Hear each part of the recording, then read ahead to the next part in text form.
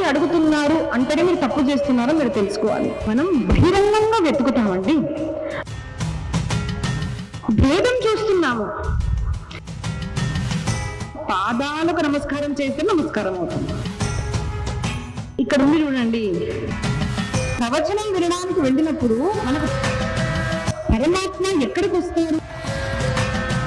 అలా లేని వాళ్ళు ఇంట్లో శ్మశానం. రాముడు తెలియాలి అంటే రావణాసురుడు తెలియాలి. చూసి ఆ రూపాన్ని కళ్ళల్లో తీసుకొని వెంటనే కళ్ళు మూసేయాలి. అంటే ఆడదాంతో యుద్ధమా?